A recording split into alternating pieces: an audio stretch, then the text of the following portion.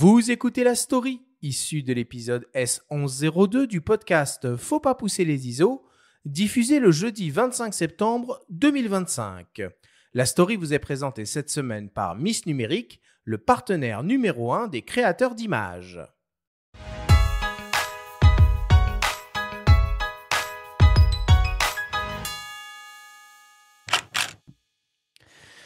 Jean Gomy a été pêcheur avant d'être photographe. Et c'est en ces termes qu'il explique comment il a perçu le métier de photographe alors qu'il pêchait durant son enfance. S'immerger, concentrer son champ de vision, isoler un acteur dans un environnement, tenter l'approche avec le corps, bouger plutôt que rester statique et zoomer, sentir le cadre qui se resserre et se cale, trouver la juste distance avec le sujet, improviser, laisser l'instinct vous cueillir et vous saisir. L'exposition Jean Gomy et la mer, que lui a consacré le musée de la Marine l'été dernier et qui fait l'objet d'un magnifique catalogue aux éditions Odyssée, retrace les différents chapitres de sa riche œuvre maritime qui lui vaut de revêtir en 2008 les habits de peintre officiel de la Marine. Quoi de plus naturel pour ce natif des Charentes-Maritimes qui a élu domicile depuis plus de 30 ans sur la côte d'Albâtre à Fécamp, tout en passant l'essentiel de sa carrière sur l'eau. La sélection des quelques 150 images a été effectuée en partenariat avec la médiathèque du patrimoine et de la photographie, où Jean Gomy a donné ses archives. On remonte ainsi tout le fil de son œuvre aquatique, de clichés personnels pris à Étretat, Royan ou à l'aquarium de Coney Island, jusqu'aux séries que l'on pourrait qualifier de grandes fresques qu'il a réalisées dans les coursifs de sous-marins en opération, lors de missions scientifiques polaires sur des plateformes pétrolières ou à bord de chalutiers. Plutôt que de suivre le flux effréné de l'actualité, alors qu'un certain Raymond Depardon le convainc de rejoindre l'agence Gamma dans les années 70, il finit par intégrer ce qu'il nomme la tribu Magnum.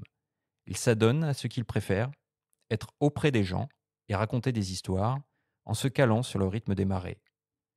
La série En pleine mer rassemble des scènes de pêche au thon saisies au grand angle, en noir et blanc, dans une mer déchaînée, de véritables tableaux qui semblent tout droit sortis de Moby Dick. L'immersion est totale, spectaculaire, mais jamais sensationnaliste. Même lorsqu'il assiste à la tentative de remorquage avorté, puis au naufrage du pétrolier Erika, Jean Gomy reste fidèle à son approche qui consiste à éviter l'imposture, le registre héroïque, rester à hauteur d'homme. La manière dont il saisit la rusticité et la rudesse du travail manuel renvoie à la main de l'homme, cher à Sebastião Salgado, avec lequel Jean Gomy cohabitait à l'Académie des Beaux-Arts. On devine la faculté qu'il a à se faire oublier parmi les femmes aux poissons, en train de découper des filets de hareng fumés dans la boucane Le Port, à Fécamp, dans les années 70. Habitué à la promiscuité, après qu'il a réalisé des sujets dans les univers hospitaliers et carcéraux, il documente la vie à bord du sous-marin nucléaire d'attaque Améthyste au début des années 2000 pendant 300 heures. Quelques années plus tard, il passe 4 mois à bord du Perle, un autre SNA, en pleine mission secret défense. Une expérience unique qu'il partage sous la forme d'un documentaire diffusé sur Arte en 5 épisodes de 26 minutes. On suit le quotidien des sous-mariniers comme un épisode de striptease ou un documentaire de Depardon avec une narration de l'auteur en voix off. À milieu des scènes épiques de la poursuite d'Octobre Rouge ou du Chant du Loup, sans artifice, sans parti pris. Ce qui ne l'a pas empêché, au fil de ses aventures marines, de photographier des pêcheurs japonais en pleine activité dans les eaux près de Fukushima, 1 an après la catastrophe nucléaire, de sensibiliser l'opinion publique aux menaces qui pèsent sur les pêcheurs de Long Island en raison du tourisme de masse, ou de documenter les dérives de la pêche industrielle au large de la Mauritanie à bord d'un navire-usine russe. Tout au long de sa carrière, Jean Gomy n'a cessé de naviguer entre photos et vidéos, noir et blanc et couleur. Il revendique aussi d'avoir commis un livre sur les jardins de Giverny à partir d'images prises au smartphone. Peu importe le moyen, il n'a jamais varié de cap. En définitive, dit-il, je n'ai jamais fait que montrer silencieusement du doigt l'âpreté poétique du monde.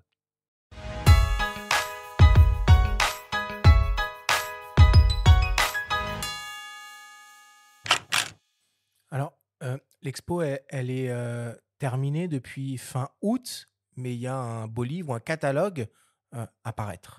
Oui, Pour les gens qui, comme moi, avaient coché cet événement mais n'ont pas pu y aller, bon, moi, c'est pour des raisons personnelles, hein, venant d'être tout juste papa, j'ai vraiment pas pu y aller.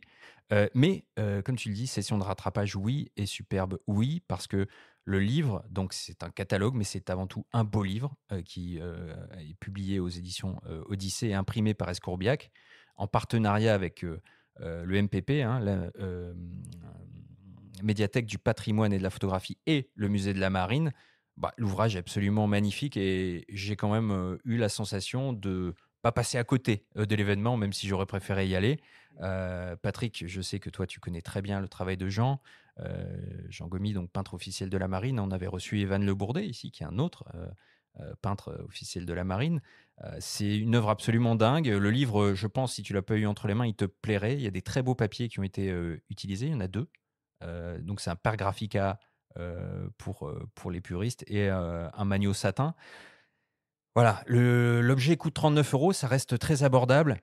Mais surtout, je pense que tous ceux qui ont eu la chance de voir l'exposition en grand doivent en garder de précieux souvenirs, non? Ce qui a été ton cas. Oui, alors moi j'ai eu la chance en plus de vraiment aller à l'avant-première, c'est-à-dire même juste avant le vernissage, donc on n'était pas très très très très nombreux. Alors comme tu l'as dit, c'est vrai, je connais bien Jean. Effectivement, la sortie de ce livre, ça va permettre aux gens de découvrir, pour ceux qui ne connaissent pas, son incroyable travail, parce que c'est un travail énorme, gigantesque. Mais un livre, même si vous savez tous les deux mon attachement au livre, ça remplace quand même pas vraiment une expo. Parce que là, on en a pris, mais quand je dis plein les mirettes, moi qui connais bien le travail de Jean, qui a eu la chance de voir chez lui des tirages absolument somptueux, là, il y a un travail qui a été fait à la fois au niveau des tirages de la Céno, qui en mettent plein les yeux. Tu as parlé du naufrage de l'Erika que Jean a couvert. Moi, je connaissais ces photos en petit format, en fait. Ouais. Là, j'en ai pris plein les yeux. C'est un drame pourtant ce qui s'est passé, mais le travail de couverture. Oui, mais que c'est Jean juste, a il a une fait distance. Quand on voit la proue comme ça ouais, descendre avec ouais, au premier plan En les fait, marins qui observent ça, c'est vraiment tout le travail de impressionnant. Jean, que je connais maintenant plutôt bien, y a pas de, c'est pas du sensationnalisme, Non, c'est non. vraiment un regard hyper aiguisé, hyper pointu qui montre. Je m'arrêterai juste à ce mot, qui montre. Et on en prend plein les mirettes, quel que soit ce domaine. Il y a eu l'Erika, il y avait une partie de l'expo qui était consacrée à son travail sur les sous-marins, il y a ses travaux sur les pêcheries, etc. C'était vraiment, enfin, pour moi, une des expos à voir. Pour info, théoriquement, Jean m'a dit que cette expo devrait peut-être se décliner et tourner un peu partout en France. Ouais, Alors super. évidemment, il faut que ça se monte, hein. Je ne sais Ouais. pas si c'est encore fait, si ça va se faire ou pas. Mais si vous avez l'occasion de pouvoir voir ce travail, allez-y, ça mérite vraiment le détour. Et au passage, le catalogue, tu as cité le prix, je ne savais pas, 39 €. Jetez-vous dessus, c'est Ah, vraiment. vu la qualité de l'objet, c'est pour ça que Ouais, voilà, moi j'ai vu. je Je l'ai prends vu, plaisir hein. à préciser le prix. Ouais, Ça peut faire un ouais, très beau cadeau de ouais. fin d'année. Et en sachant que tous les ouvrages de Jean prennent de la valeur avec le temps. Moi, j'ai la chance d'avoir Pleine Mer, par exemple, dans l'édition, la première édition. Xavier Barral.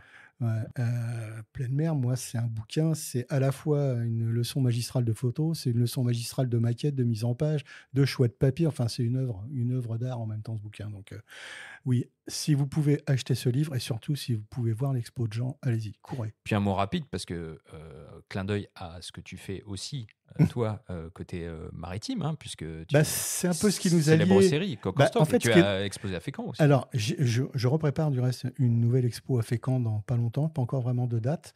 Mais Jean, en fait, on s'est connus par un ami commun à la base qui s'appelait Bernard Perrine, qui était mon rédacteur en chef pendant des années. Qui siégeait lui aussi à l'Académie de Beaux-Arts, si je dis pas de bêtises. Qui était à l'Académie, qui était correspondant.